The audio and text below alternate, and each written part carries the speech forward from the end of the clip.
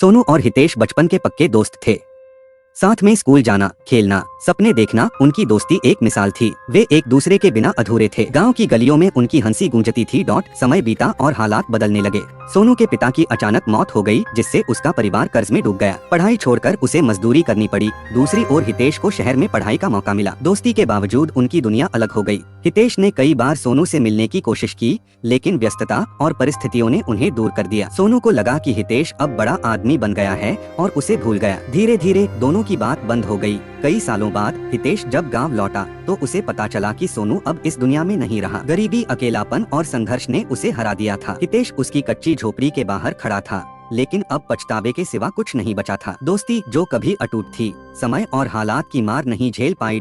हितेश सोनू की पुरानी डायरी को पढ़ता है, जिसमें लिखा था, दोस्ती वक्त और हालात की मोहताज नहीं होती, पर कभी कभी मजबूरियां दोस्तों को दूर कर देती हैं।